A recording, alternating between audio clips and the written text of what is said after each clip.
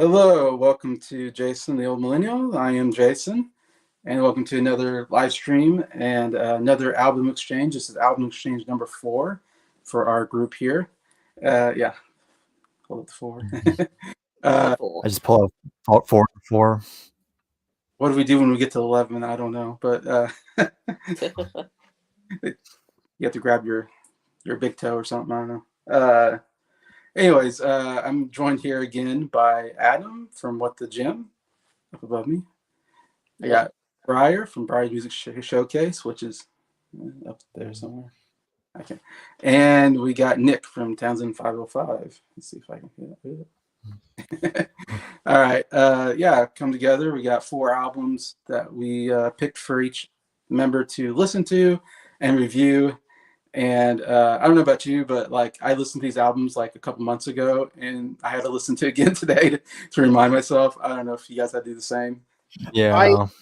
I had to do that with everyone. I had to briefly go over the Damien Rice album again because that's like the only one I wasn't that familiar with. That's why I had to ask for the artist because I know. Like it's been so long since I've heard the album, and I would have listened to it earlier, but I had to help with my dad with something, so I couldn't listen to it in its entirety. But yeah, I feel happy with the amount of listens though with each of these albums. Mm-hmm. Does your guys' score ever change when you re-listen to the album? Mine has sometimes. Yeah, sometimes. Yeah, all my because I listened to these albums like a couple months ago when we first like introduced them, and I wrote my notes. I had them all ready, and they've been sitting there for like 2 months, or at least a month and a half or so, just sitting there waiting for the next review.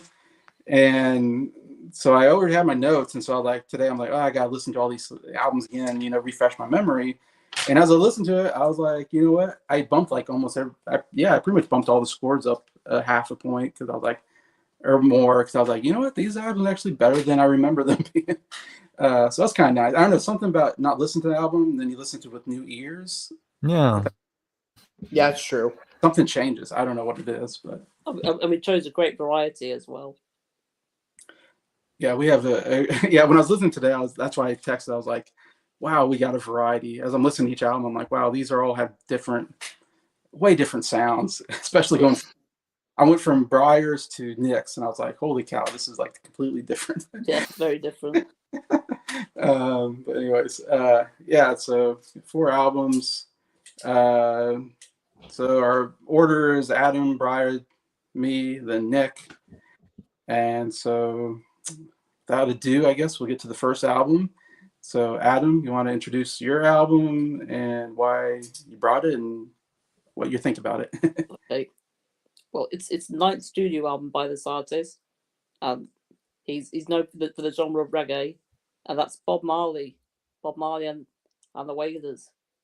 I've chosen the Exodus album. Yeah, the most well known, probably their biggest. I think it is their biggest selling album. And it's my favorite album of theirs. And it's in my top 50 albums of all time. I love it that much. But I decided to listen to this because of the Bob Marley biopic One Love, which I really enjoyed. It inspired me to get the album. I got it on vinyl. Okay. And yeah, I love the album. And there's 5 singles that came off of it. You got a title track, Exodus, Waiting in Vain, Jamming, Three Little Birds, and One Love, Such People Get Ready, which was released as a single in 1984, and the album was released in 1977.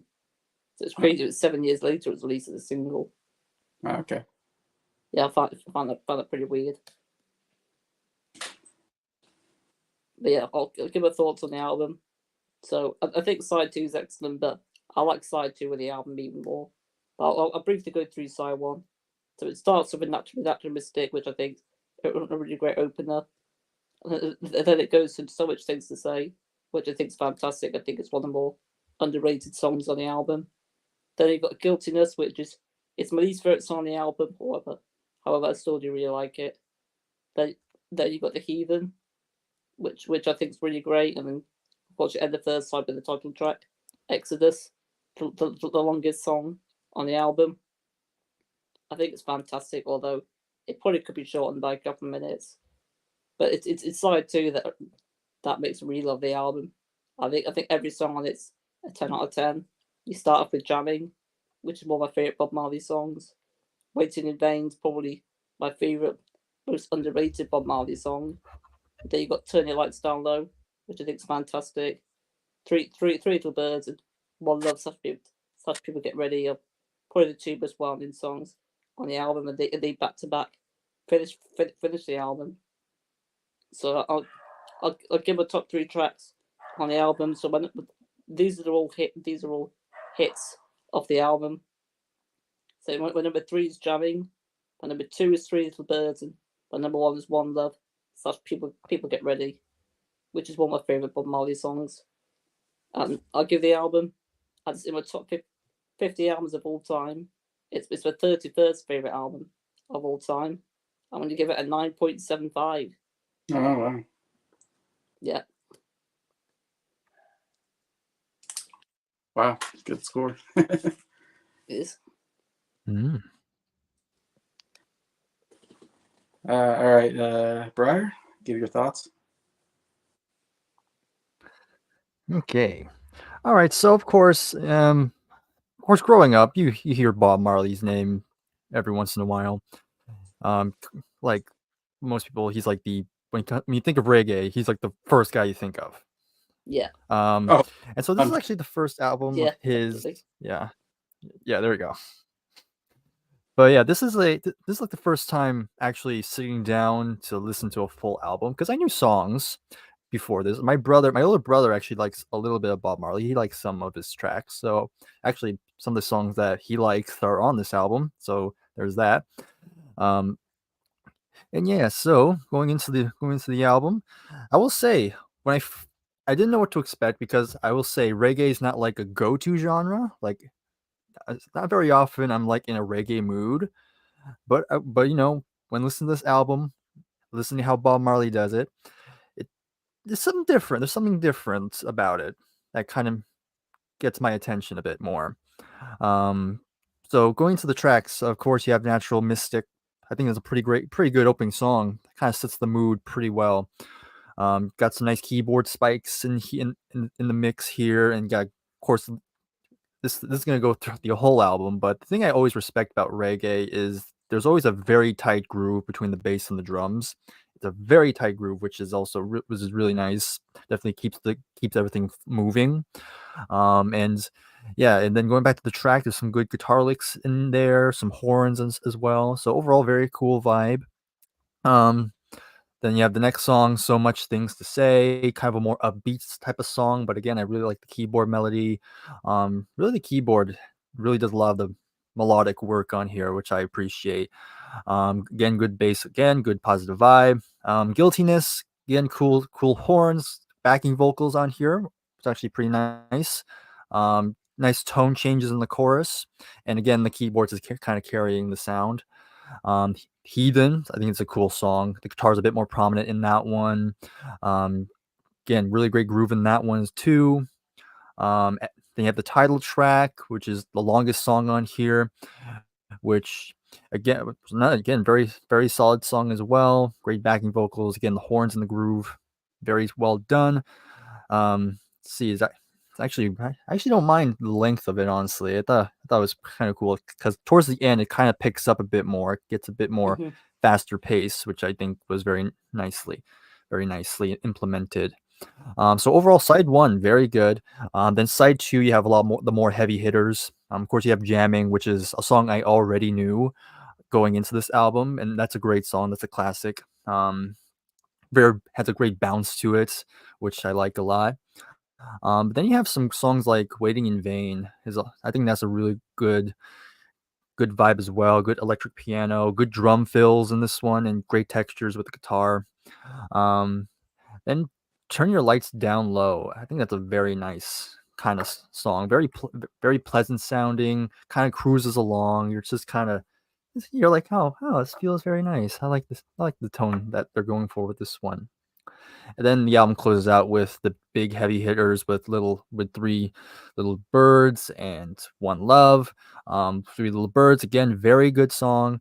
It's not, I will kind of might be a hot take, but of all the big hits on here, I'd say this is my least favorite of the big hits. But still, it's still very nice, still good instrumentation here. And then you have One Love / People Get Ready. Again, another classic of his. Again, you have that iconic keyboard melody. Again, very good. And it's funny when I actually did a little research on this song, and apparently this is a re-recording of a older version because it's Bob Marley and the Wailers, and apparently the Wailers did a version before Bob Marley was even in the band, I believe.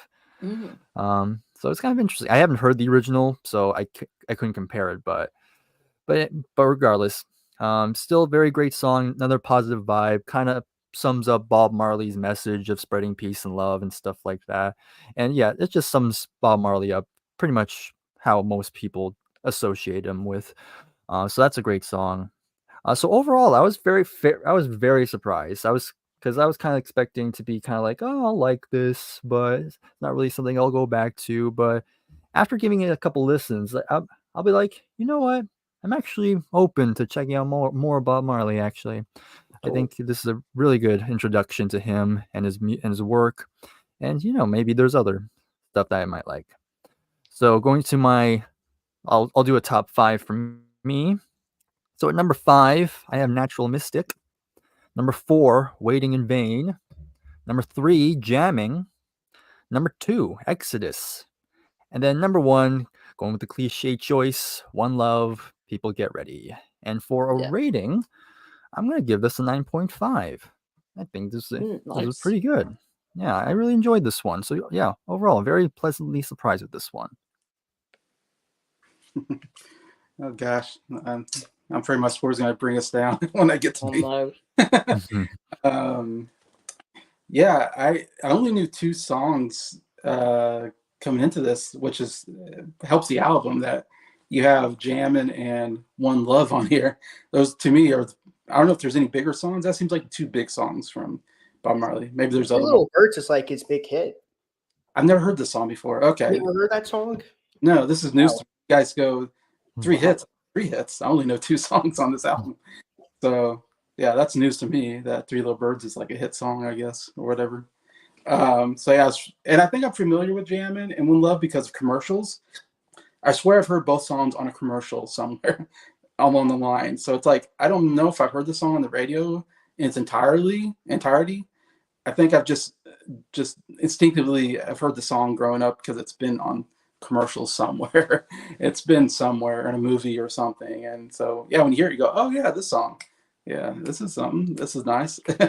I like the overall sound.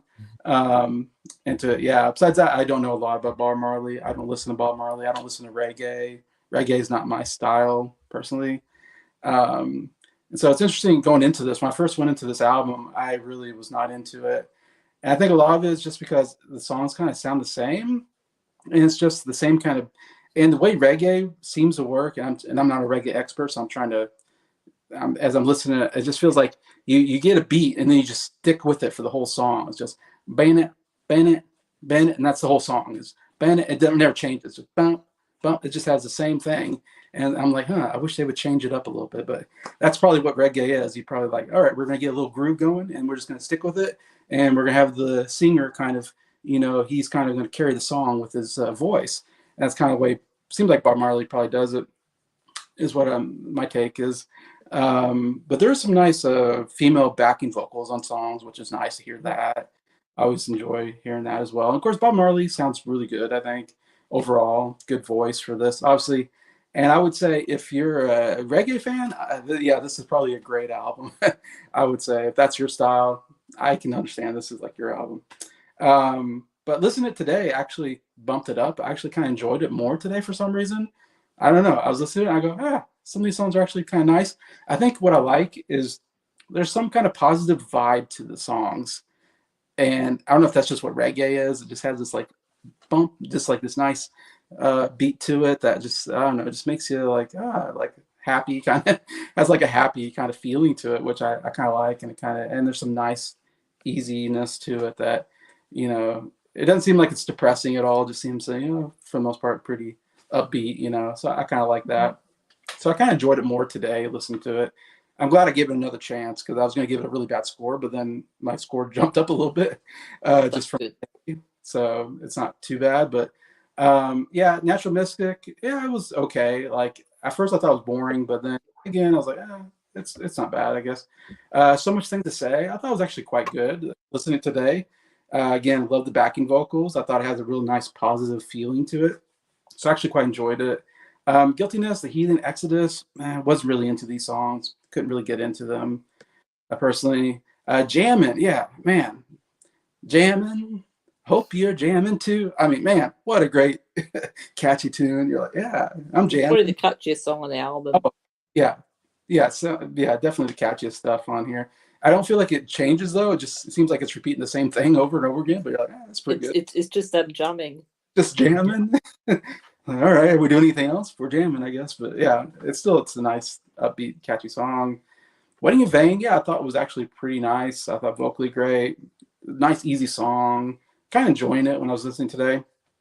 My biggest discovery is Turn Your Lights Down Low. I thought it was actually quite good. It's kind of more of a ballad. And I thought I was like, wow, this is like a really pretty ballad. Like I really enjoying the music here and Bob Marley's voice. So this is the song that I was like, man, I'm really enjoying this song. Like this is the song that really surprised me how much I enjoyed it the second time. First time I didn't think anything of it. The second time I'm going, yeah, I'm really enjoying this. Three Little Birds, yeah, I thought it was a good song. Again, I love the positive vibes through the song. I feel like is nice. And then you end on One Love. Again, of course, One Love, let's get together and be all right. It's like, yeah, man, this is happy and nice, and yeah, let's have peace and that kind of feeling. Yeah, it's really nice. Obviously, a big song for him, catchy, all that. So yeah. Top five. Number five, I'm going for Waiting in Vain. Number four, I'm going with So Much Things to Say. Three, I'm going Jammin'. Here's maybe a surprise. I didn't think I was going to do this, but I made the switch at the end. Number two, I'm going with One Love / People Get Ready. And number one, I'm going with Turn the Lights Down Low. That's the song that this time really one that I really cling to. I was like, wow, I'm really enjoying this one.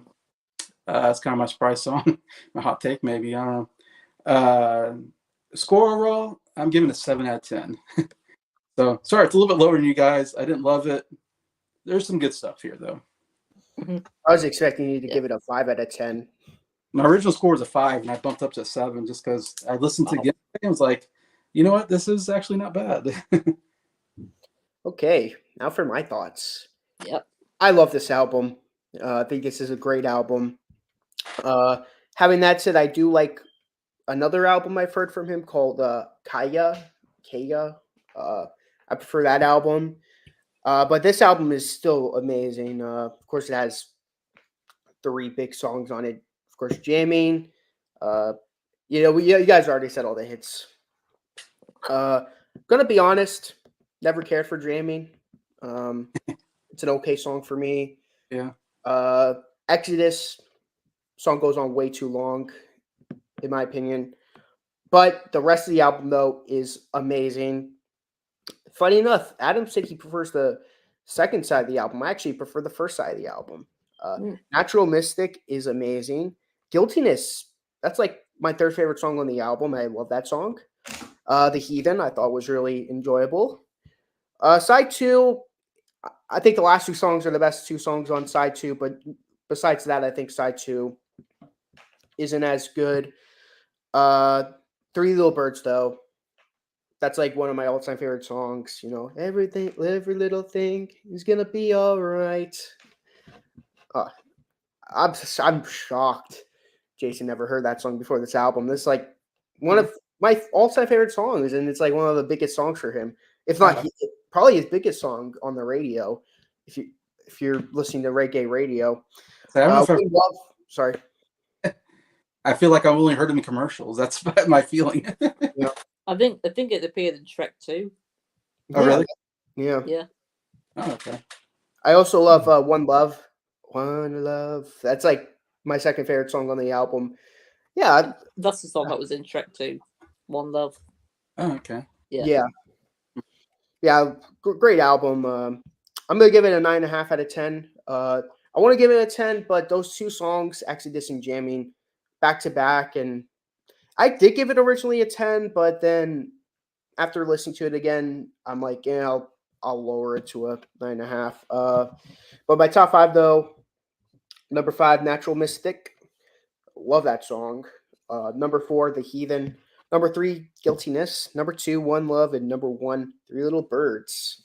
I'm shocked. I for some reason I thought we would all agree that Three Little Birds would be like the big song on the album, but Huh. I was extremely wrong. Yeah. Did we all have different ones? I think me and Bryer had the same. You guys Yeah. had one. Yeah, we had One Love. Okay. I mean, Nick had- yeah. Okay. Before we continue, I'm gonna do the average because I'm the average guy. I'm the one Yeah. who averages the score. A 9 out of 10. That's the Oh. average. Mm. That's it. Then, cool. Nice. I scored. Bring it down too much. If you gave it a 5, it would have brought it down more. Yeah. Yeah, it would be like an 8 then. Would go to 8 at least, probably. All right. So that was Exodus by Bob Marley, our score. So next we're going to go to Bryer. Bryer, what did you bring to the group and why? Okay, so we're gonna change up here. We're going from reggae to more hard rock here, Yeah. which is pretty typical of me.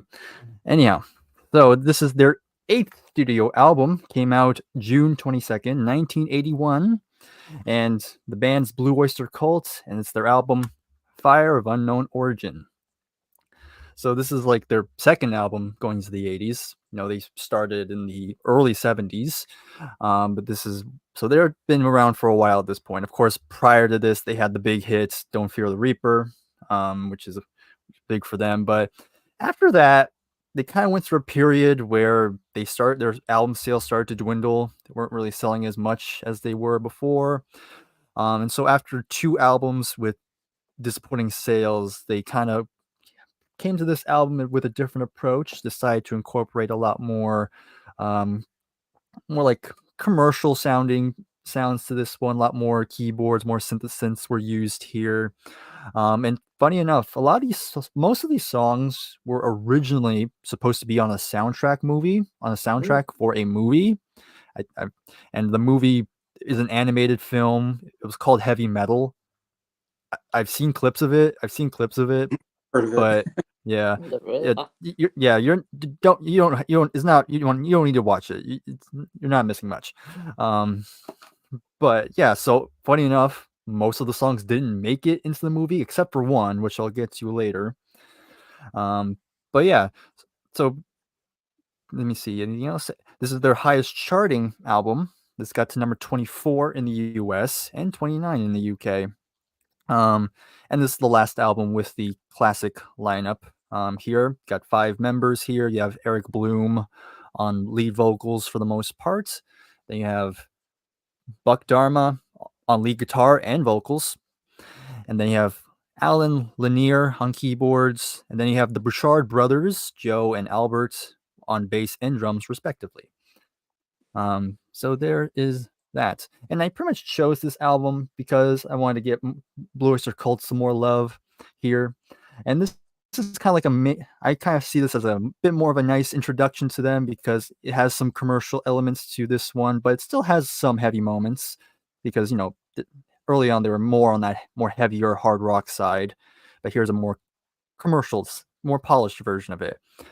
So yeah, going to the tracks, you have the title track, which again sets the tone very well for the album, which is, the phrase "fire of unknown origin" is supposed to be a metaphor for death, basically. You're going to notice a lot with Blue Oyster Cult, their lyrics always tend to have a sci-fi, almost horror theme to them. That's kind of like what they were into, so that's why you hear like there's like horror, like death, about death, or something sounds very sciencey or whatever. That's kind of why. But yeah, going back to the title track, great keyboards, good bass and drums here. Yeah, and some good guitar playing. And then, Eric Bloom is on lead vocals on this one, and he's kind of known for having a very, he's not like a polished, he's no trained singer, but it kind of works with the style they're going for. But yeah, I think it's a good way to set the tone. And then, of course, this album is also very well known because it has this gave them their other big single, which is "Burning for You," which was the lead single, was a top 40 single for them. And this one you have Buck Dharma on lead vocals, and yeah, it's just a really great, very catchy song, great melodies on this one. Again, bass and drums on here is really nice, and the guitar really good.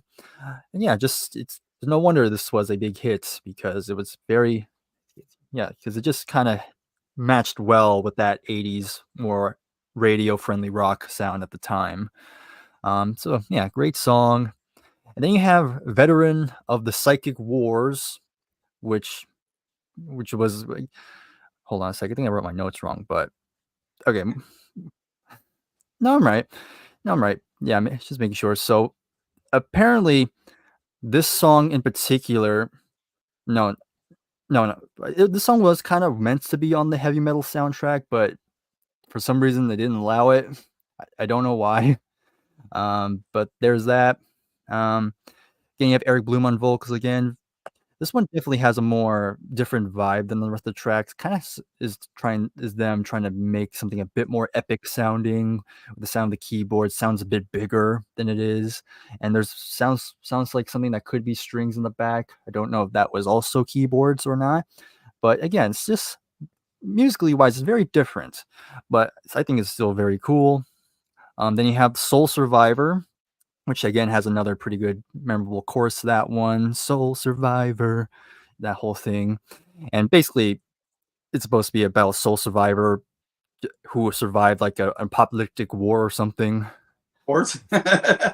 Yeah, has that too. Again, you have Eric Bloom on lead vocals. Cool bass intro to that one too.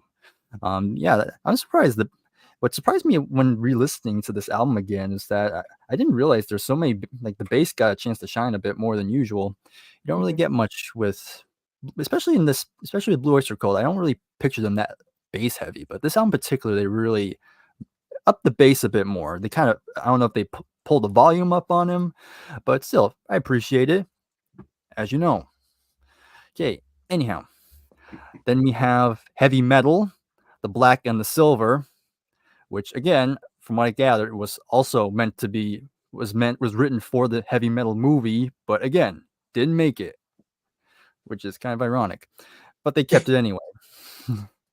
Again, Eric Bloom on vocals, and probably the heaviest song on the album. This is probably where the guitars are the most prominent, and definitely the big headbanger on this one, which of course I dig a lot. So that's another great song. And then goes into Vengeance the Pact, which again was written for the album, didn't make it. Written for the movie, didn't make it still. But it did make it onto the soundtrack CD. So it got that going at least, which is ironic because the song literally sums up a scene from the movie apparently. But yeah, just kind of weird. And this time you have a different singer on here. You have the bass player, Joe Bouchard, on lead vocals, which is definitely a nice little change up. Again, great guitar solo, good faster pace, pretty good rock song. Then you have After Dark, which again, that kind of horror theme is creeping in again because it's supposed to be about longing for someone. And the phrase "after dark" is meant to kind of, it's really about vampires basically. After dark, that whole thing. So yep, there's that. Good. And then again, another good bass intro, keyboards, guitar. I hear this song. It's like this would be a good Halloween track. Like Yeah. like a Halloween party, you can just play the song in the background. Perfect for that mood. But yeah, then we have probably the song I feel doesn't get talked about enough, and it's probably to me the most underrated song on the album. That's Joan Crawford, which is Crawford. of course written in tribute to the actress Joan Yeah, Crawford. a weird Yeah, title.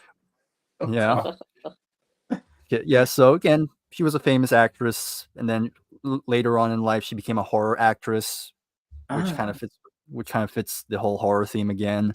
sounds like she's a Um, zombie song or something. I don't yeah, know. exactly. She's gonna come back from the grave. I'm like, what the Yeah. heck? Hold on. But yeah, it's still again Eric Bloom's on lead vocals again. I love the piano intro to that song. Like the piano intro is really cool, and again another really great catchy chorus. Like Jason, you already mentioned it. The Joan Crawford has risen from the grave. Oh man, I love that. Yeah. I Yeah. love how it sounds. Like, Great what happened? drumming. Bird? Yeah, but yeah, again, really great song, very underrated. And then it closes out with "Don't Turn Your Back." Again, written by Buck Dharma, again, the same one who did Burning for You. Probably my least favorite song on here. It's not the greatest song to close out with. It's at least But I still think it's sorry. it's a least hard rock song, I would say, on the album. Yeah, and I don't mind that, but it's definitely the more chiller song. Like it's Yeah, not heavy, but I wouldn't say yeah, it's a ballad either. no, It's like a weird in between. And yeah. I'm like, pick one, please. But it's supposed to be a song about paranoia, apparently. Hence the title "Don't Turn Your Back." That whole thing. Again, but it has a nice guitar solo. Again, good bass and guitar drum groove here. It's a solid song, but compared to the other songs, probably is the one that stands out the least. But yeah, so I'll go into my top 5. Number 5, I have "Veteran of the Psychic Wars." Number 4, "Heavy Metal," the Black and Silver. Number 3, the title track, Fire of Unknown Origin. Number 2, Joan Crawford. And number 1, again, being typical, Burning for You. Yeah. And yep. And for a rating, I'm gonna give the same rating I did with Exodus, 9.5. It's a really great album. It's not my all-time favorite Blue Oyster Cult album, but it's still a really top-notch album. But yeah, 9.5 for me. It's funny how you're like the one song you're like pick one. I'm like you reminded me of the Kate Bush video we did last night where I'm like Yeah. pick one or the other. That's funny. I almost have a completely different top 5, but that's how different we think on the album. I got some comments. Of Let's have a look. course, good old Keith, always good commenter on here. Yeah, Talking Keith. about Marley, he wrote "I Shot the Sheriff," which Eric Clapton recorded, was a big hit for the U.S. Yeah. I think it might have even been like a number 1. It was a big hit for Clapton, if I remember right. Yeah. One of the biggest moves. Yeah, the biggest. I don't know anybody else really, but Keith. I think he probably is the biggest. Yeah, I forgot Bob Marley did have that song. I've heard him sing it. Eric Clapton's probably the one I hear the most. I'm not a big fan of that song. It's kind of simple. Yeah, Mike, 4 Legends. Thank you, Mike. On the mic. Yes, we are doing well. Doing great. Doing good. Talking about music. Keith, not a fan of the heavy music. I hear you. All right, Adam, what's your thoughts on Fire of Unknown Origin? Well, before going into it, I knew a few Blue Oyster Cult songs, but I hadn't listened to any songs of theirs that really blew me away. Until I checked out this album, it starts off with the title track, "Fire of Unknown Origin," which I think is fantastic. It could have started with a better song, in my opinion. And then, of course, you've got the hit on the album, "Burning for You," which I think is also fantastic. It's got a really catchy chorus and fantastic guitar work. And then you got the track "Veteran of the Psychic Wars," which I think is another phenomenal track as well. I mean, the first 4 tracks are just back to back classic songs, in my opinion. Then you got the song "Soul Survivor." Yeah, I think it's brilliant. And then the first side ends with "Heavy Metal, the Black and Silver," which it's my least favorite song on the first side, but I still think it's really great. It definitely is the heaviest song on the album. And side 2, you got "Vengeance," which I think is really great. And I don't like side 2 as much as side 1, but I still do really love side 2 though. You got "After Dark" as well, which I think is really great. Of course, you got Joan Crawford, and then the end with the track "Don't Turn Your Back," which actually is one of my favorite songs on the album.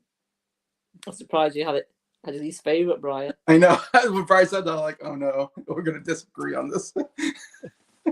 I'll give my top I don't three hate tracks. it. My number 3 is Soul Survivor. My number 2 is the title track. And my favorite, my favorite's Burning for You as well. It's my favorite Blue Oyster Cult song. And I'm going to give the album. I'm also going to give it a 9.5. Wow. Yeah. Wow, you guys Definitely are going to listen scores to on their each albums. I think, isn't it? What the current one's what I'm going to check on next. It's got Fortune in the title. Oh, Agent of Fortune. Yeah, Let's it's check like that their one out at some big. point. That's their big album. Okay. Yeah. Before Nick, sorry, I forgot to mention, but Yeah. I forgot to mention this part in the review, but Veterans of the Psychic War did make it onto the heavy metal movie, even though it has nothing to do with the movie. I just want to throw it out there. Sorry. I was just thinking in my mind, like making the Help movie, and then George Martin's like, you know what? We're not going to have the Help song in here, and be like, are you sure, George? Like, shouldn't we have a Help song in this movie called Help? No, we don't. It's kind of a vital moment in the movie. Mhm. Or have Hard Day's Night without a Hard Day's Night opening with it. No, we're not going to open Hard Day's Night. Are you sure? Kind of fits. Like I mean, like the one song that they choose is like "I'll Cry Instead" or something. I know. Yeah, they choose something else. Like, don't think it's a good idea. Yeah, Blue Oyster Cult. Blue. I can't say it. Blue Oyster Cult. I feel like I've never heard of this band growing up. Are they kind of obscure band, or am I just didn't hear their music, or maybe I didn't know? Like, I wouldn't say they're obscure, but they're not like a Zeppelin, where they're a big household name. They're kind of like in between.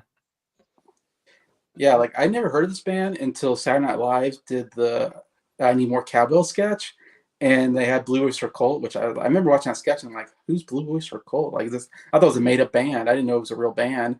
And then they start playing Fear the Reaper, I think. Don't Fear the Reaper. Don't Fear the Reaper. And I thought it was a made up song. I didn't know it was a real song. And they were playing it. I'm like, oh, this is kind of a cool song. Like I'm enjoying this. It's what's my ultimate all-time favorite sketches of all time. I love that sketch so much. I died laughing. That's my introduction to Blue Oyster Cult. On Saturday Night Live, them pretending to be the band. And then I found out later, like, oh no, this is a real band, and that was a real song. I don't remember ever hearing it on the radio. And so as far as I knew, they were like a one-hit wonder. Don't Fear the Reaper, whatever. I thought that maybe I was like, oh, they had like one song, and then it was like this band that didn't really do anything. I hear them more as I got into the music channel.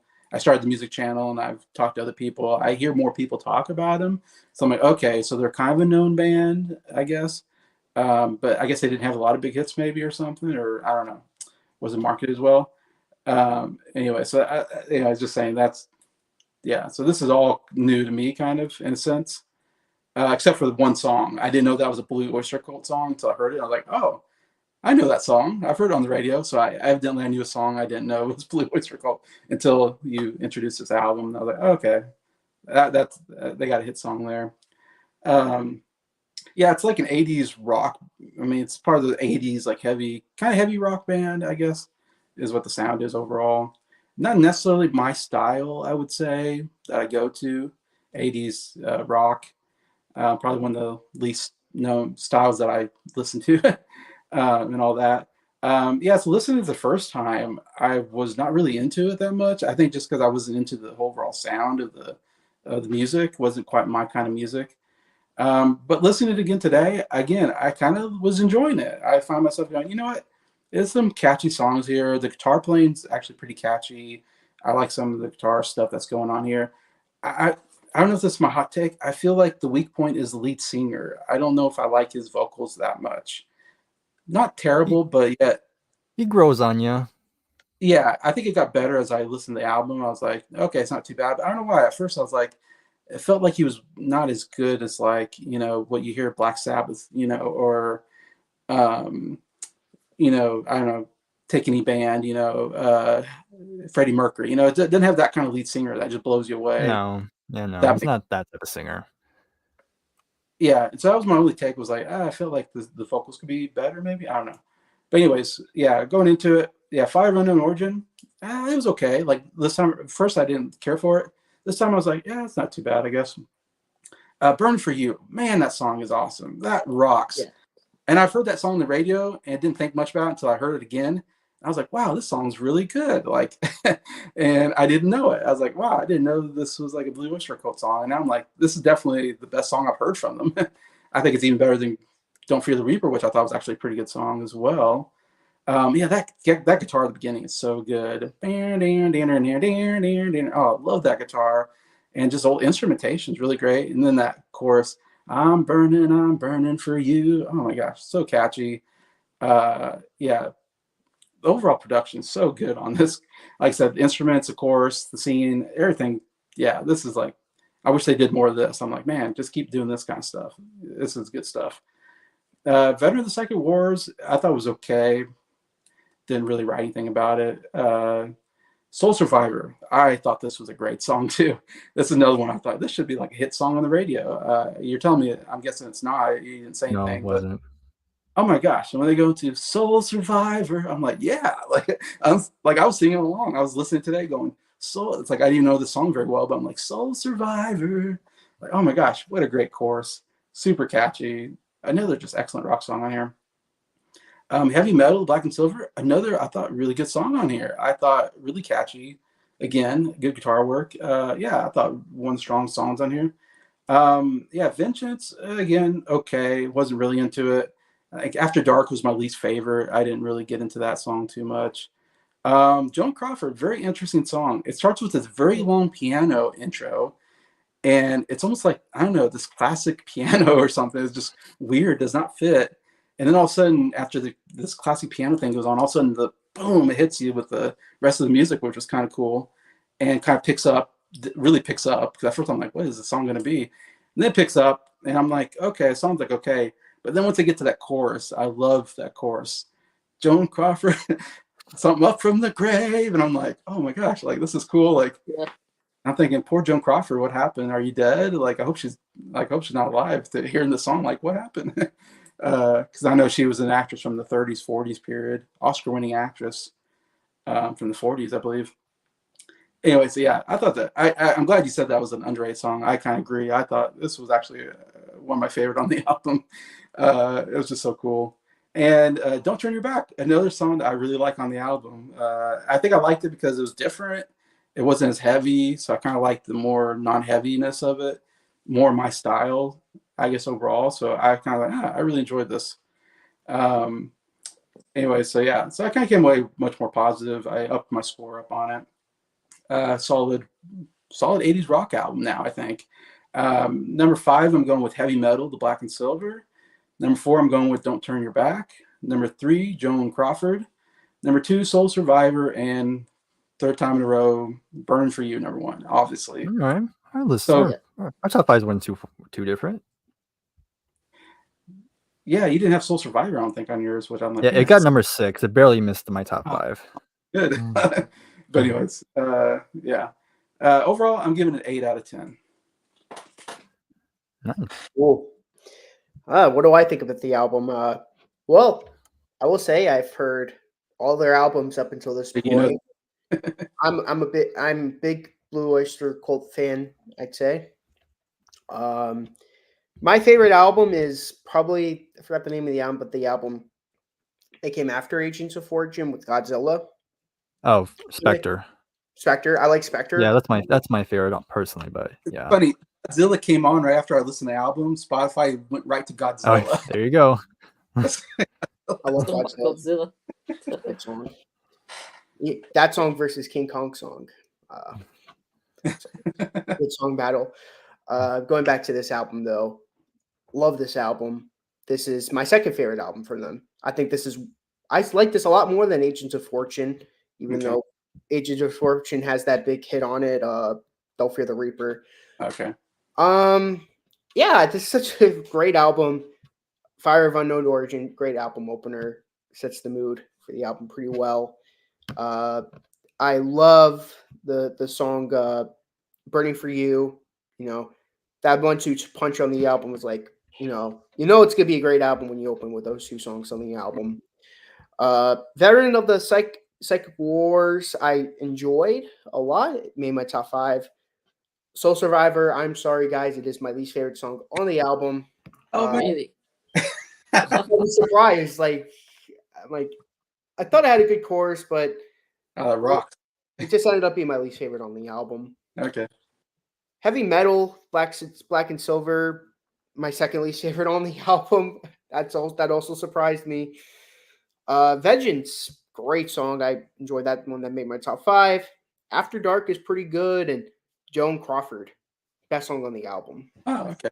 It's really when Bryer and Jason, you guys love that song. I'm like, oh, I'm so glad because to me it's such a fun song. Don't Turn Your Back, I will say, shouldn't have been the album closer, towards the bottom of my list, but still, I think it's a solid song to close out the album. Top 5 though. Number 5, After Dark. Number 4, Veteran of the Psychic Wars. Number 3, Burning for You. Number 2, Vengeance. And number 1, Joe Crawford. And my score is going to be a 10 out of 10.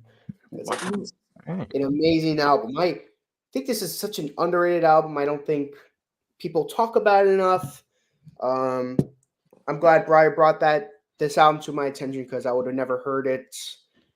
Gave me the drive to deep dive them a little bit. Definitely want to do a series with Bryer on them at some point. Who knows? Maybe you could join me too as well, Jason, if you like this album. Then I'm guessing What's that? this is gonna be like a 9.25 or something. I'm guessing.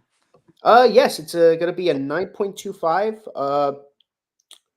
Yeah, 9.25. Nice.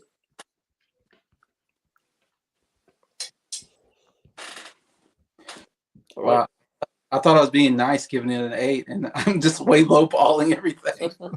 I'm like, oh, I'm giving a pretty good score at 8, and everybody else is like, no, this is a 10. I'm like, oh, okay. Well, to be fair, I was the only one who gave it a 10. I know, but then the other two gave it a 10. Man, I'm just not vibing with as much as you guys are on these albums this week. Anyways, all right. So to my album. Yep. In Damien Rice's debut album, O, came out in 2002. Interesting person, Damien Rice. He's from Ireland. He's an Irish singer-songwriter. I guess you call him folk or indie folk. Yeah. I don't know. Yeah, kind of, because it's mostly acoustic guitar. Then you got like cello, violin, bass, drums, basically the whole group. Anyways, on the song. So. Anyways, Damien Rice, man, what incredible talent. And that's why I wanted to bring this, because I think this guy should get more recognition. He's what's weird about Damien is like when I was doing research on him, he started a band called Juniper or something like that in the 90s, a rock band, and in Ireland, and they actually made some songs that actually did fairly well in Ireland, I guess, and they signed on with like a label. And Damien Rice quit the group because he didn't like the label, kept meddling into the music, and he was really frustrated with that. Didn't like the compromises that they had to make to please like the record label or something like that. So I guess that kind of affected his whole music in a way, because after that he quit the group. He went to Italy and became a farmer for a little bit, and then came back to Ireland. And he had a cousin that he wrote some music, and the cousin like thought it was pretty good, so they put it together in like a studio independently, basically, and put it out there, and it got traction, whatever. And anyways, and actually did pretty decent. It was number 8 in the UK when it came out, so it was a top 10 album for that when it came out. It didn't sell like a whole lot, I don't think, but again, the thing about Damien Rice is he's only made 3 albums. He made O, then he made 9, his second album, which I have, and Bryer has it. Anyway, 9 he made a little bit later, And then he made a third album in 2014. So he waited quite a bit before he came out with his third album, Beautiful Fate of Fantasy, I think it's called, which I don't like nearly as enough as and 9, I think, are absolutely great albums. Definitely should listen to both of those. Anyways, and then he hasn't made another album since 2014. I mean, 10 years later, he hasn't done another one. And this guy, to me, has a incredible voice. I love his voice. I think his acoustic guitar playing is fantastic. Love the guitar playing on these songs. Love his songwriting. To me, I would compare him to like Ed Sheeran. I think he could be like Ed Sheeran. He would put Yeah. himself more and sign on with a major label. But the thing is, I think he never signs on. Everything's kind of independent. He's never signed on with like a major label, basically. More independent labels, I guess. And I get why he did it, because again, he doesn't want to make any compromises. He wants like full control of his music, that whole kind of thing. And so it's like, the good thing is you get complete control of your music. The bad thing is you don't become famous, really that famous, or you don't get, marketed as well. Maybe you don't get money pushing you out there like an Ed Sheeran, So to me, it's like, man, if he would have, got a major label behind him, and if he was putting out more albums, I think he could be really famous, because this guy is so talented. I think one of the most talented singer-songwriters I've ever heard in my life. So it's kind of one of those, and it's like, I don't know if he just doesn't care to be famous, maybe, or don't care to make a lot of money or whatever, I think he mostly does concerts in, England and Ireland and Europe, I don't know if he's ever come to the United States, but I'm guessing he's making his money maybe doing concerts. And he has enough of a following that he does well, I guess, there. I mean, even if you look at the packaging, it's kind of a cheap package. Even it's very thin. It's just a very thin cardboard kind of thing, not like your normal. And even the there's like a drawing. I don't know if he drew that, but so it's just a cheaply made thing, like I said. But the music is great, so you sacrifice that for the good music, I guess, in other ways. In other words, anyways, for him,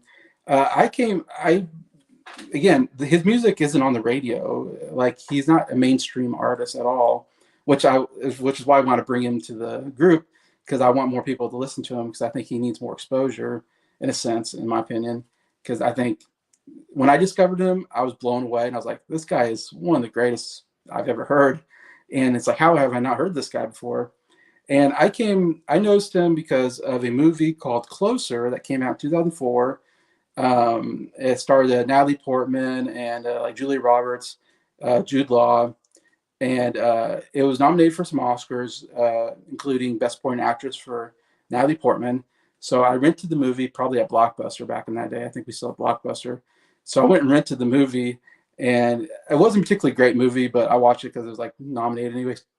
But there's a scene in the movie where Jude Law and Natalie Portman are like walking across this crosswalk, and when Jude Law sees Natalie Portman, they start playing the part in Blower's Daughter. I can't keep my eyes off of you, and that really nice violin. Can't take my eyes off of you.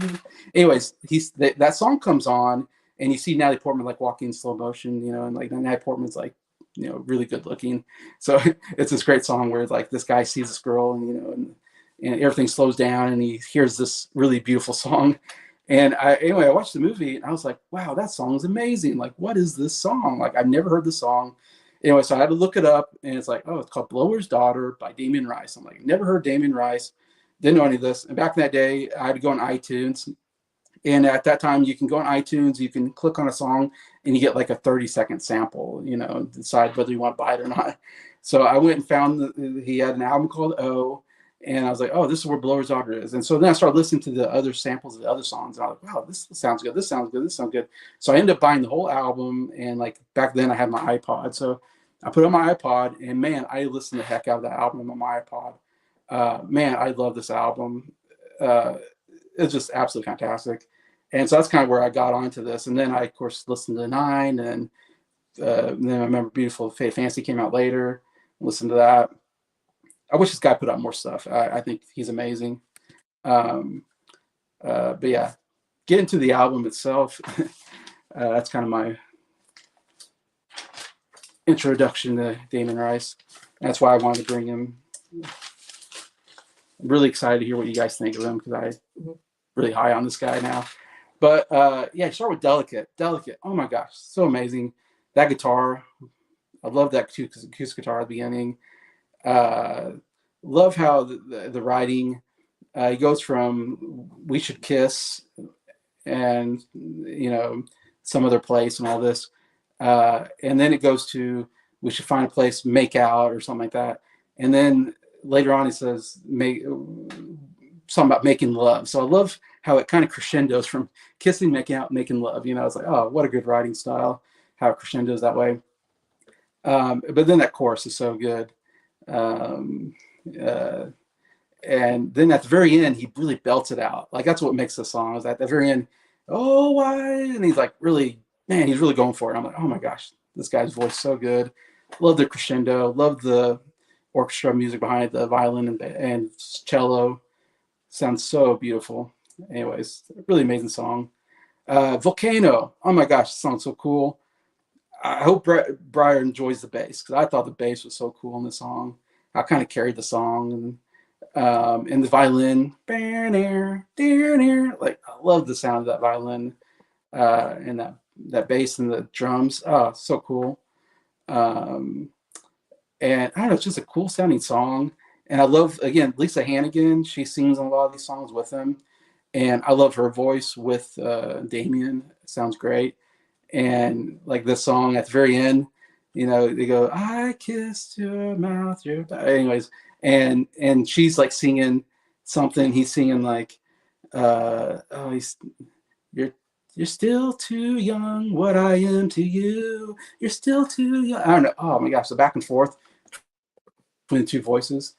So cool on the song. And then you got The Blower's Daughter. That's probably the big song on here, I would say, because it was in that movie. And maybe if you know any song, you might know that song. Again, Blower's Daughter he was taking like instrument lessons, and he was falling in love with the teacher's daughter. So the teacher is the blower's daughter, anyways, because they played like a saxophone or something. Because it's kind of a weird title, Blower's Daughter. Like, what is that? Anyways, but man, what a beautiful song. Love the guitar again, strumming on it. Love how it crescendos. As it goes on, you add more instruments to it. And again, all the cello and violin, and all that, and it gets kind of more louder and more passionate. And man, that can't take your eyes off of you. That part is so beautiful. Love his voice. It's so cool. Cannonball, another really great song.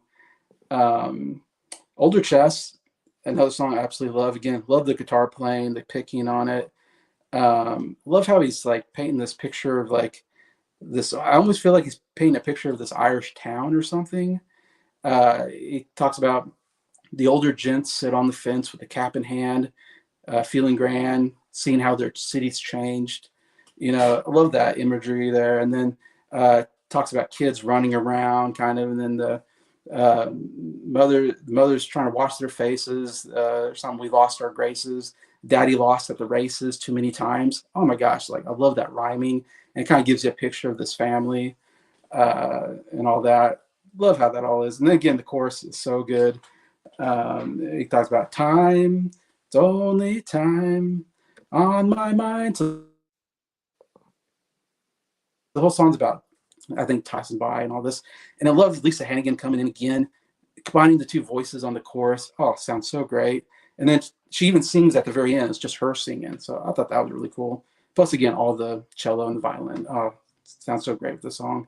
Really beautiful song. Amy, again, the orchestra music really carries the song. And the whole chorus of Amy, come sit on my wall and read me the story of oh my gosh. At the very end, he really belts it out. And so beautiful, the orchestra music behind it. To me, those 6 songs are top notch, amazing, top tier, some of the best songs I've ever heard in my life. Then it goes downhill from there, unfortunately. I think Cheers, Darling, not that great. It's okay. I remember it starts off really great with Lisa Hannigan singing with the piano. I remember it well, and it's like really beautiful. And then later in the song, it crescendos into this chaotic mess, and Yeah. Damon Rice comes in and he's like belting it out, which is like kind of cool, but it's like, man, it's just such a weird contrast between the beginning. I wish the whole song was just that really pretty melody with the piano. So good.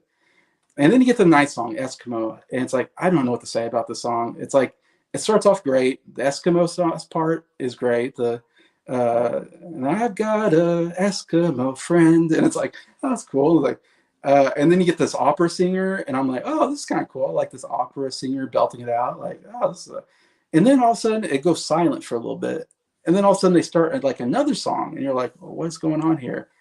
And then it goes silent a little bit, and then you get like Silent Night for a little bit. It's like, okay, now we got Silent Night, which is pretty, at least Hannigan. And then it goes silent, and then you get another. I don't know. So it's like, what a mess of a song. If they just kept it to Eskimo, it would have been a great song. And cut out the. That's one thing where I'm like, maybe they needed a producer to be like, let's cut out that crap and just do Eskimo, and it would have been a perfect ending to the album. So for me, unfortunately, the last three songs kind of hurt the album. But the first six are so good that it just makes this still an incredible album for me. For me, number 5, I got Amy. Number 4, Cannonball. Number 3, Delicate. Number 2, Blower's Daughter. And then number 1, my favorite song of his is Older Chest, is my all-time favorite Damon Rice song. I think it's just an absolutely beautiful song. So well written, vocally, everything. Anyways. And I'm giving this album a 9.5 out of 10. I would love to give it a 10 because of those last 3 songs. I just can't do it. It's unfortunate because this has the possibility of being like a top 10 favorite album of all time if he would have landed the ending. But still, I think great album in my opinion. Yeah. All right, Adam. So I'll get my thoughts next then. Your thoughts? Yeah, well, I only knew one song of his going into it. That Okay. was Cannonball. It did appear on the radio when I was younger. But I never realised it was Damien Rice, though. Mm-hmm. Yeah, I'll just begin with the thoughts on the album. So it starts off with Delicate, which I think is an amazing way of starting the album. And then you got Volcano, which I think is really good. And then you got The Blower's Daughter, and another one of the amazing tracks on the album. And then you got Cannonball, of course, the song I knew from it, from going into this. And yeah, it's still one of my favourite songs from the album. Then you got Older Chest, which, yeah, I really love. And then you got the track Amy, which I think is probably the most underrated song on the album. Then you got Cheers Darling, which I think is pretty good. And I really love Cold Water. I'm not a fan of I Remember. I like it, but yeah, I'm not a big fan of that. I didn't write down part of the end. Water's another song. Yeah, I wasn't. It was okay. Yeah. And of course, the album ends with Escalo, which I think is an excellent song, personally. Okay. And so I give my top 3 tracks on the album. And my number 3 is Delicate. My number 2 is Cannonball. And my number 1's Amy. Amy, okay. Great song. Yeah. I think the album's fantastic. It could be a bit shorter, though. It is quite a long album. All the songs are, I think, over at least 4 or 5 minutes in length. Yeah. And the last song's 20 minutes. Yeah.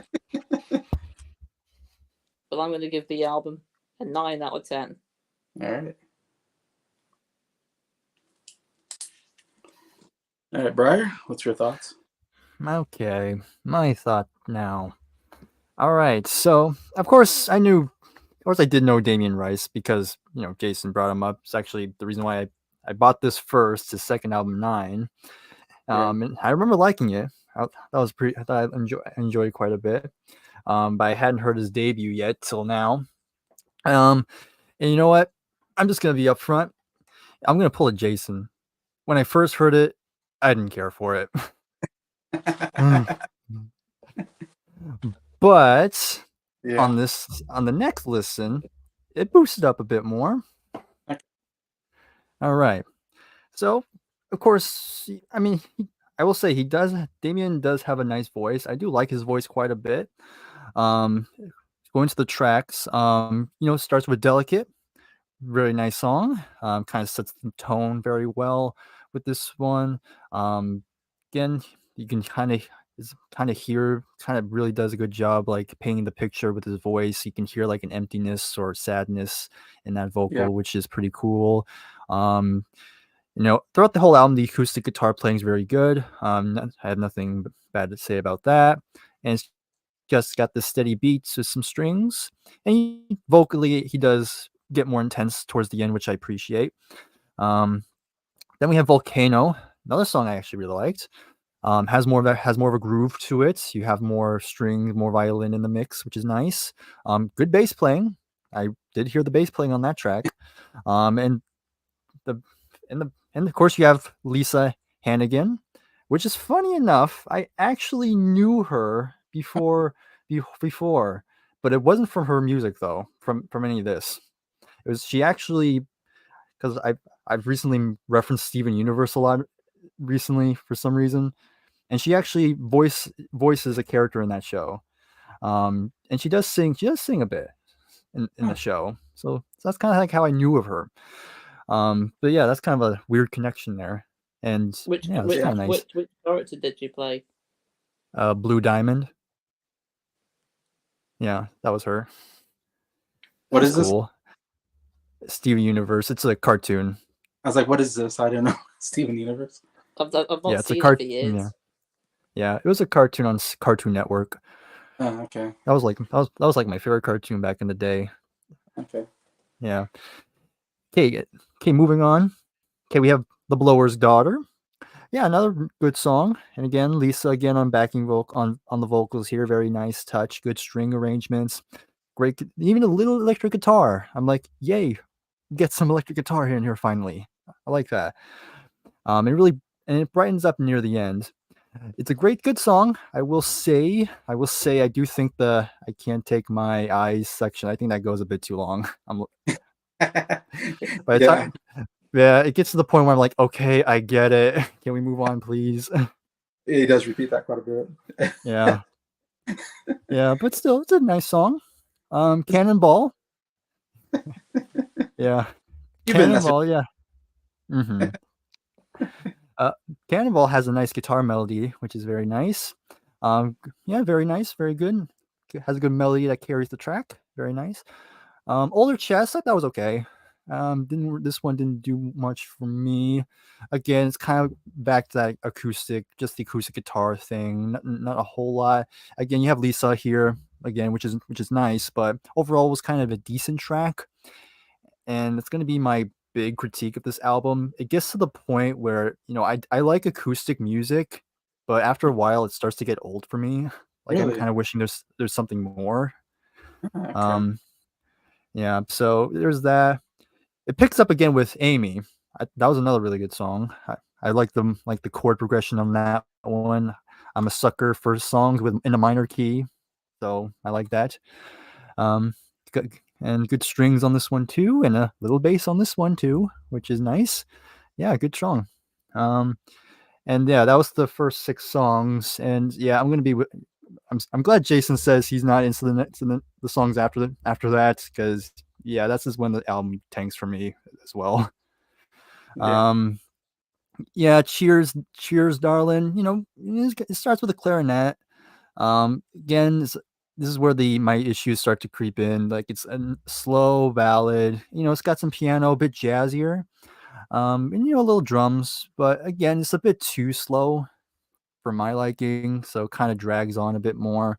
Cold Water. It was decent. I think the piano carries it.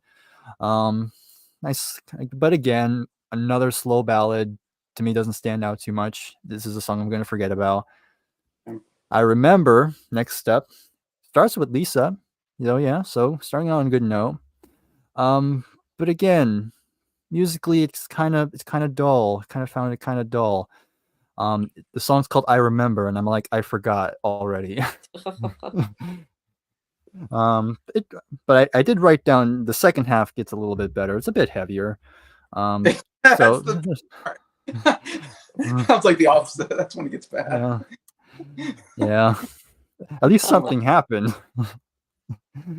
But yeah, good bass playing, nice strings. But yeah, but it was kind of like one of those like it got good, but a bit too late at that point because I was already checked out at that point, so it didn't really change my thoughts on the song overall.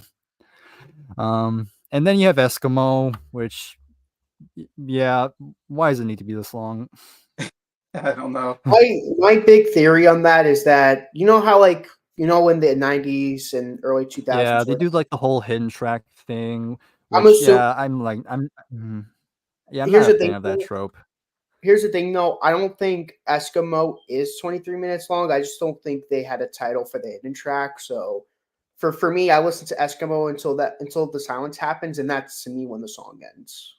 Yeah. I've only heard the Yeah. Eskimo part. I've not heard the hidden track parts to it. Yeah, I only counted the Eskimo part of it. Yeah, that's It good. didn't have the hidden tracks on Spotify. Yeah. Oh, okay. I heard all the. I thought I heard all the. Yeah. It says hidden track on Wikipedia or something like that. It says hidden Yeah. track, Yeah, they do. and then lists the other songs. So I don't understand what that is, but yeah. But regardless, I'm grading the song as a whole. Regardless, the whole length of it, and yeah, the initial Eskimo part was really nice, but then the rest kind of really bogs it down. It really ruins it for me. And so yeah.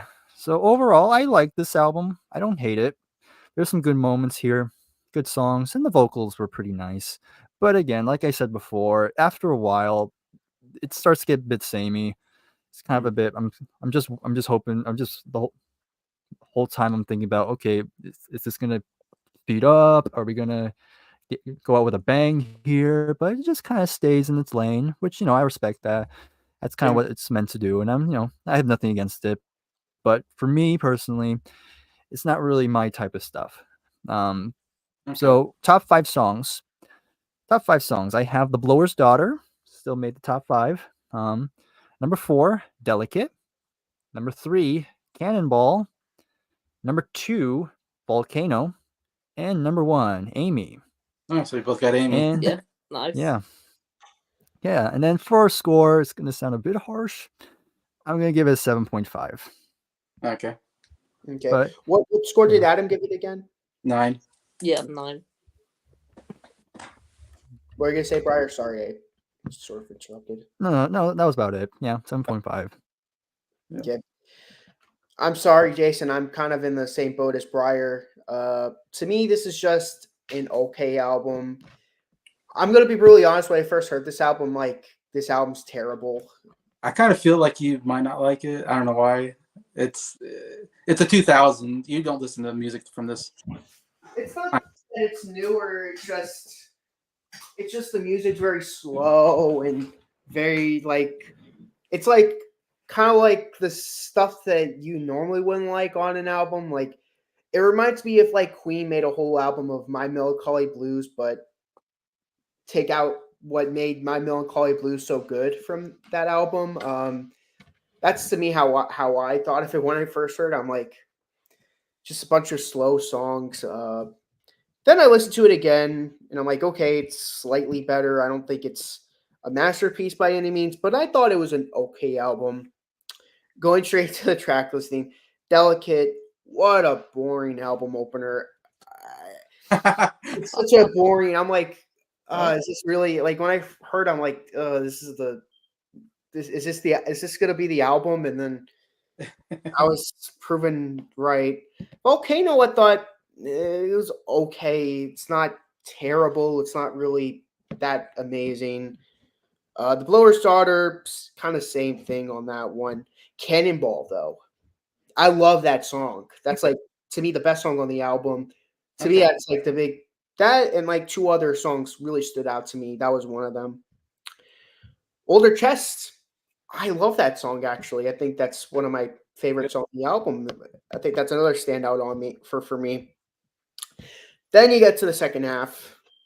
Amy didn't care for that song. I'm sorry, Adam Bryer. And then there's these then there's these 3 tracks in a row. Cheers, Darling, Cold Water, I Remember. All terrible to me. Just boring, uninteresting. I can't remember anything about them, and I just barely briefed over them again before. That's why I had to brief over this album because I couldn't remember those songs. Yeah, yeah. Eskimo, though, I'm only counting the first half of it, the first part of it, the actual song. Yeah. I love that song. I think another big standout for me. Lovely song, great way to close out the album. That hidden nonsense at the end really took a toll on me. I'm like, this is terrible. I hate when they did that, especially there's like this Nirvana album, Nevermind. They did that for that album, like just end on something in the way, or forgot the name of the song entirely, but just end on that song. Something somewhere in the way, I believe. Yeah, around those lines, like just end on that. That's like one of the rare times streaming actually got it right because they actually separate the tracks. Yeah, because no one wants to listen to that bonus track. Yeah, Eskimo, perfect album closer, but that nonsense at the end. Yeah. It's like if at the end of A Night at the Opera, we end off with God Save the Queen, and then like got like this silence, and then you get Untitled following that, or any other Queen album. Like it's like oh my gosh, Tiro Toriate, what a beautiful song, and then you get Untitled right after it. It's like, come on. I'd much rather listen to Supper's Ready by Genesis than listen to 20 minutes of that garbage. I can't give you a top 5. I can only give a top 3. Okay. 3, Older Chess. Number 2, Eskimo. The only that part of it. Yeah. Number 1, Cannonball. And I'm giving this album a 6 out of 10. So I don't feel as bad, Bryer. I gave it a lower score. I'm gonna do the average right now. 8 out of 10. That's the average. Damien, I tried. I can't. I guess I couldn't convince them, Damien. If you're watching, I tried, Jason. I really tried. I mean, I'm trying to get people to like your music, but it's not working. The first score I was going to give it was a 3 out of 10. So when I listened to it more, those 3 songs kind of stood out to me more and more. So Adam liked it. So yeah, I'll check out the rest of his albums. Yeah, check out 9. He's only got 3 albums. I will say, I think I do prefer 9. I think there's more songs.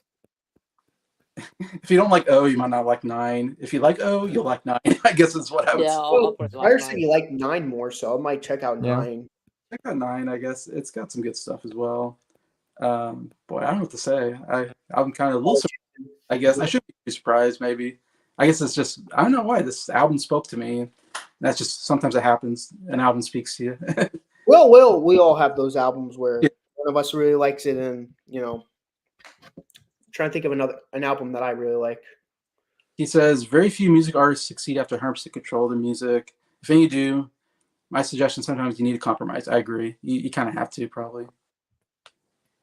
It's hard to have 100% control.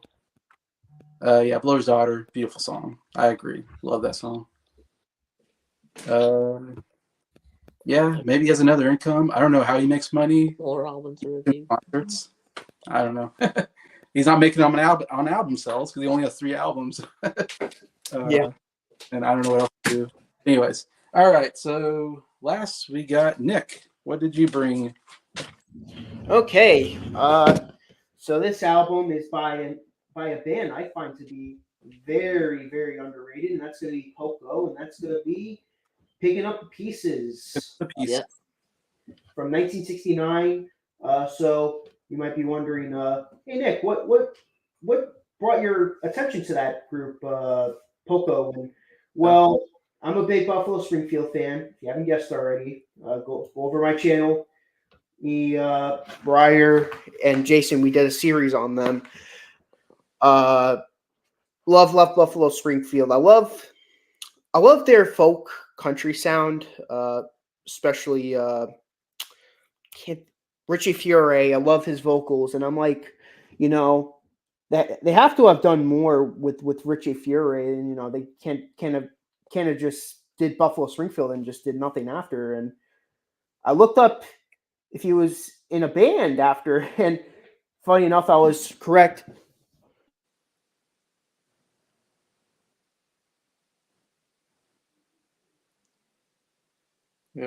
He was in a band called Poco. Sorry about that. I was called. All right. I was trying to find the record I own. So they would end up. He ended up forming this band.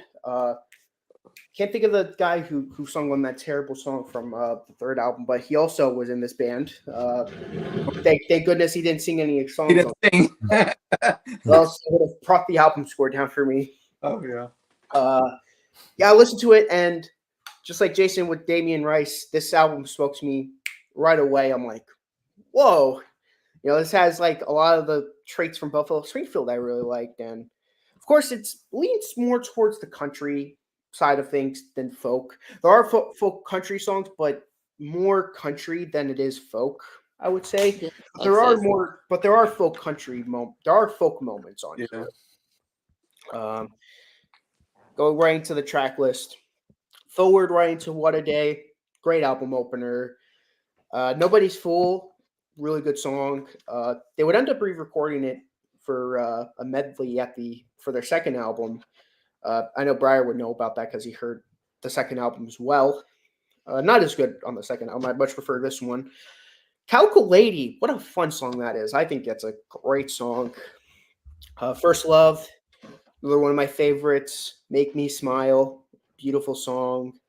Shortchanged. Kind of more of a rocking type of song, which that shocked me when I first heard the album. Like, whoa, what are they doing? I liked it, but it was definitely interesting. Picking Up the Pieces, the title track is what a awesome song that is. It's my favorite song on the album. Grand Junction, amazing instrumental. I think it's one of my all-time favorite instrumentals. I don't think it's quite the level of YYZ, of course, but it's such a pleasant instrumental. Of course. Oh yeah, really good song. The last three songs don't really keep my attention that much, but this is like one of those albums where it's such a great album. Just sit down, nice country folk rock album. Like I said, more leaning towards country, but this is a underrated album. People think CSNY after Buffalo Springfield, but I think people should also check out Poco too, especially this first album. I will say I don't think their albums quite reach up to this album afterwards. Their other four, I know Bryer has the 5 CD thing. I like their other albums, but I don't think it's quite as good as Picking Up the Pieces. Top 5 though. Number 5, Calico Lady. Number 4, Grand Junction. Number 3, Make Me Smile. Number 2, First Love. And number 1, Picking Up the Pieces. And I'm giving this album a 10 out of 10. To me, it's like an album that perfectly sums up great country folk rock music. Jacob just arrived in the comments. Hey, Jacob, you want a great country rock album? Listen to this. Jacob, Be up your alley. you would love it. Yeah. My first thought was Jacob needs to listen to this album. Oh, he would love this album. I agree 100%. Got country in it, got some folk. That's your stuff. Yeah, that's my final thoughts, though. Great album. All right, cool. All right, Adam, what are your thoughts? Well, the first time I heard this album, it was an album that Nick suggested for me to listen to.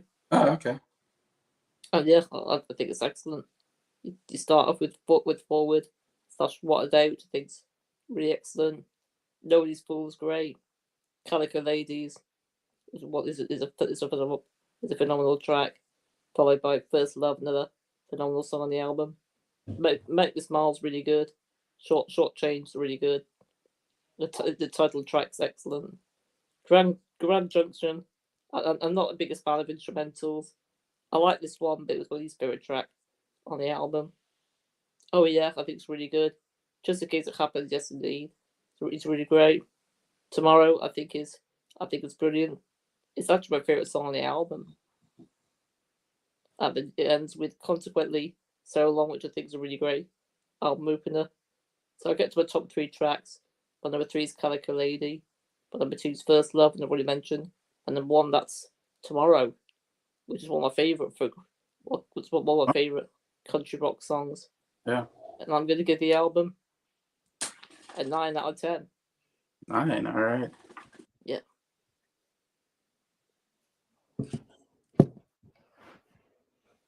Jacob says, got an idea for a new album review series called Viewer's Choice. Maybe Poco. Hey, I'll certainly encourage that. Yeah. Hey, Bryer, what are your thoughts on picking up the pieces? All right. Okay, so of course, I mean, Nick already mentioned it, but of course I bought this 5-in-1 pack, and so that's why I'm holding this up. I clearly didn't learn my lesson from last time. Anyhow, anyway, I press on. All right, so of course, another thing that's notable about this album is that this is actually where you have Randy Meisner here before forming the Yeah. Eagles. But of Eagles, course, this is the only album he appeared on because he would quit just before the album came out. And that's why he is not on the album cover or the back. They kind of try to erase him, basically. But yet he's still all over this album, especially in the harmonies. So yeah, of course, this is again country rock. I dig a bit of country rock. So it's going to the track listing. You have Forward and What a Day. Very nice opening track here. Very nice upbeat feel. Good bass playing, of course, and of course the harmonies on this album is pretty good throughout. Some nice, sounds very nice. Nobody's Fool, kind of a more rocking type of track. Again, good bass playing. There's some horns on here, which was kind of nice. That was a nice little touch. Good drumming, good guitar solo too, and yeah, very good track here. All right, let's see what else. Calico Lady. Again, I paid attention to the bass the whole time. That's kind of like what I was hearing the most of the time. But still, again, Calico Lady, again, more on the rock side of things. And the acoustic guitars on here sound really cool, but you still have some electric guitar underneath, kind of adding some extra texture. It's got a good rhythm. Yeah, that was a song I enjoyed. First Love, kind of the more ballad type here. Very nice. Another one I enjoyed. Good vocals.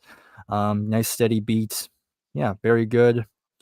Then we have Make Me Smile, and I did combine Shortchanged with it because they do blend into each other.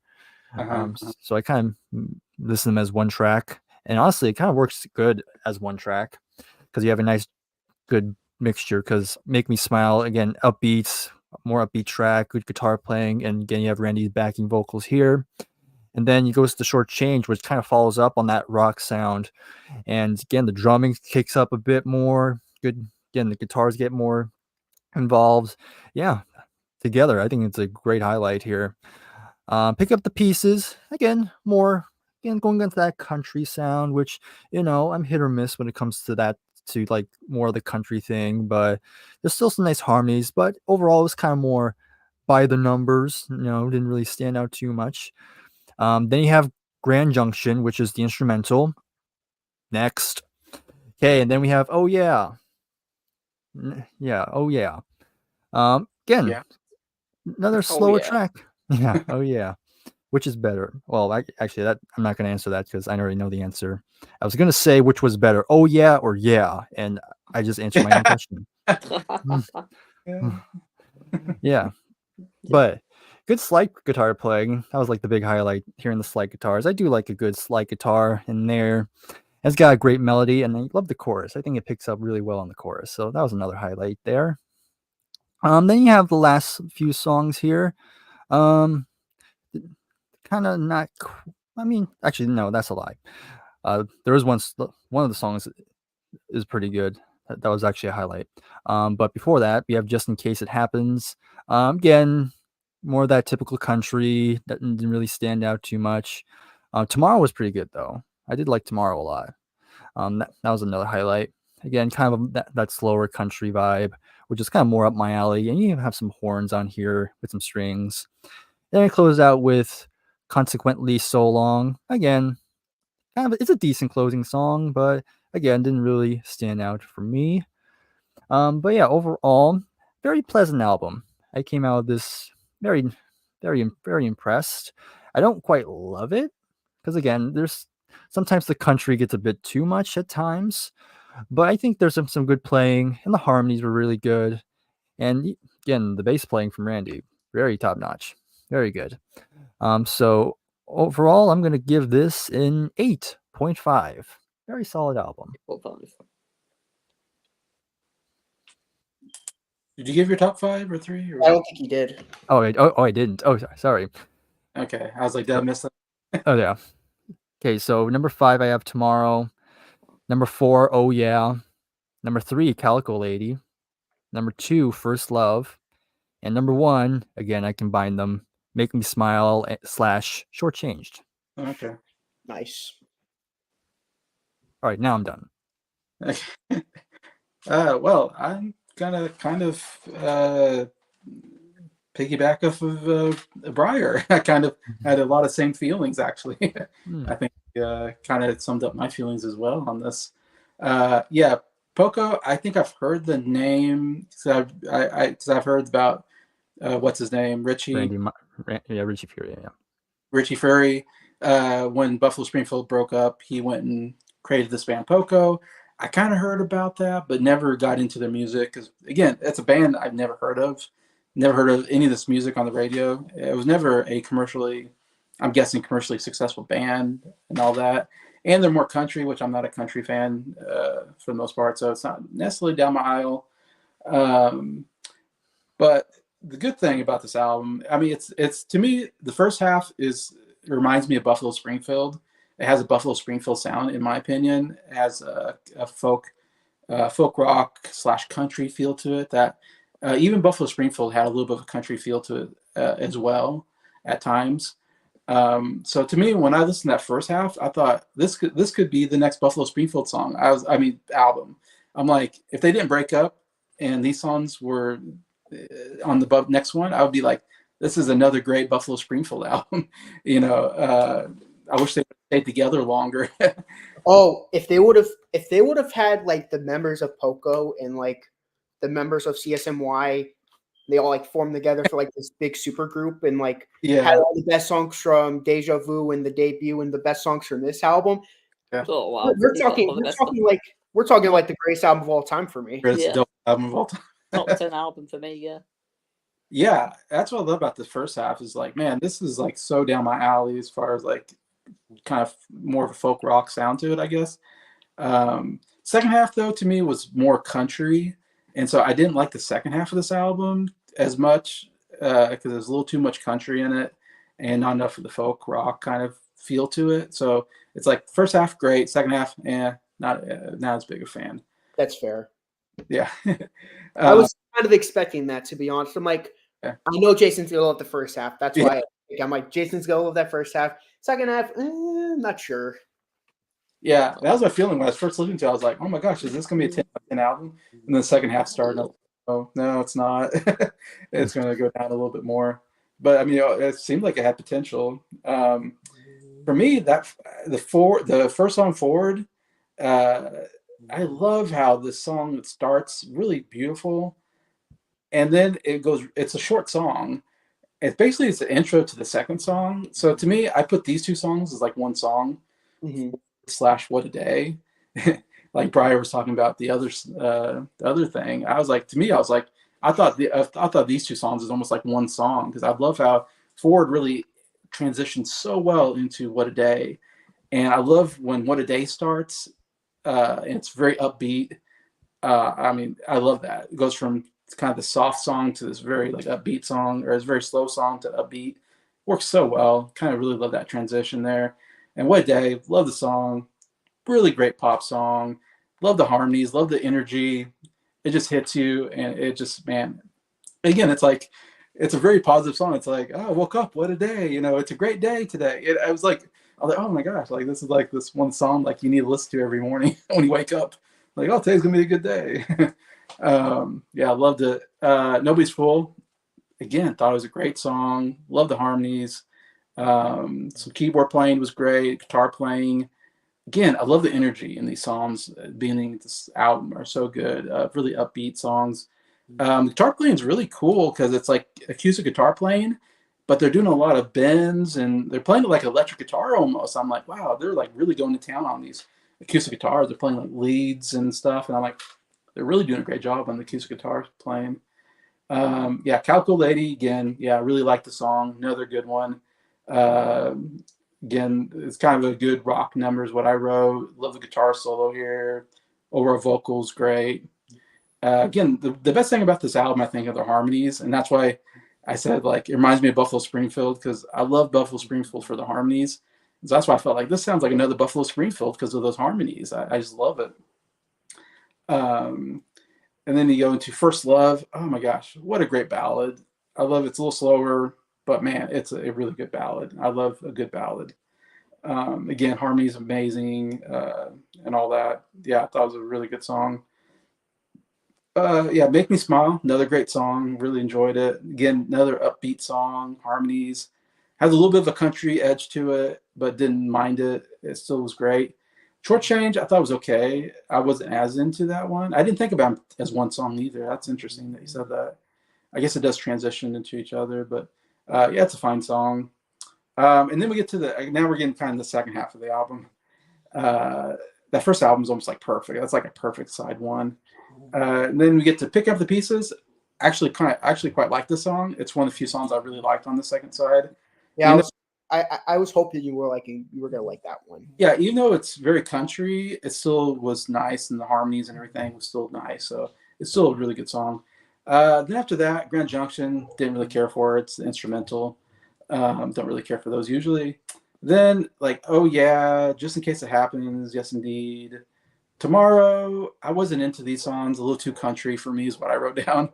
I wasn't really into the country. I don't like steel guitars. Anytime the steel guitar comes in, I'm like, oh my gosh, I don't like the sound of that. That playing, and yeah, again, the vocally like harmonies are still great. Just didn't care for the country flavor of it. And consequently, so long. Again, love the harmonies here. It was okay. Then I thought the closer was actually quite good. It's one of my favorite off the second side. Do you feel it too? Again, I thought the harmonies were great, vocally great. There's some good stuff there anyway. So yeah, so that's my take. Is yeah, first side perfect, second side not as crazy. So my top five, I'm going five. I'm going Calico Lady. I think everybody had that on their top five. Yeah, I'm happy that one made everyone's top five. I love that song. Number four, First Love. Oh my gosh, that could go higher, but I have it four. Three, Nobody's Fool. As you can tell, these my top five are like the first like five songs or something on the album are so good. Number two is Make Me Smile. Song. And then number one, the song that really got me was the very first song, the forward into What a Day. I thought this was a perfect pop song. I really loved it. That's my number one for the album. And I feel like I like that more than everybody else. I mean, you guys liked it probably, but I loved it. I love those first two songs. Yeah. That's an amazing album opener. I think it's really good. Because I have it number one, so I was like, man, I love this song. And I'm giving it 8.5, same as Bryer. So it's what's the average for that? Let me look. I think it might be 8.75, but I could be wrong. I think it'd be higher. Maybe it's 9. Let me check. It is a 9 out of 10. But let me do the calculations one more time. 9 plus 8.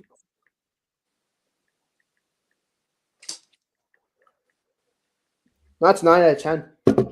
All right. Which that surprised me actually. I thought it would be lower. Jacob says if you look at his newest post on the community tab, you can request albums. So go to Jacob Martin's channel, Jacob Martin, YouTube channel, and request an album for him. Okay, so the ranking of the albums, average wise, the lowest being O. Oh. The other one, Exodus and Picking Up Pieces, were tied at 9. Yeah. And then the highest one just barely was Fire of Unknown Origin. Yeah, Fire of Unknown Origin. That was the. So I had the highest for the last one, which was the Kinks album. This one, Bryer. I forgot who had the highest for the first one. Yeah. I think it was Bryer with the Gene Clark album, if I'm correct. Maybe. Yeah. I don't remember. No other. Okay. Interesting.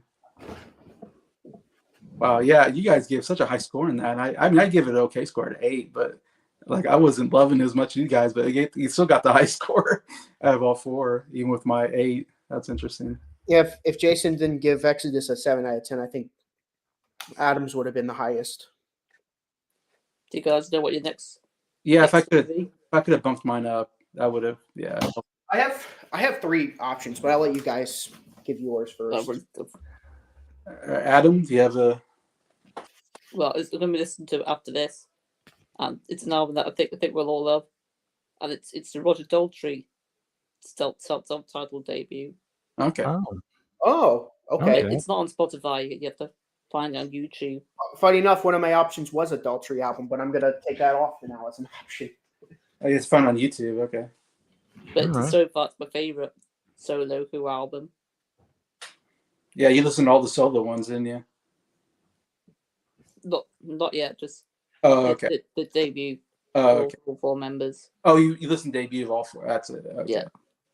So it's my favorite of the debuts for the Who. All right, Bryer, you have an album? All right. I had 3 choices, but I'm like, one of them is more heavier. So I already did one, so might as well save it for another time. So we'll go with something a bit more lighter this time. Okay. All right. I'm good. Yeah. She's gonna. You already know she's gonna come up again. That's one choice I mentioned a lot.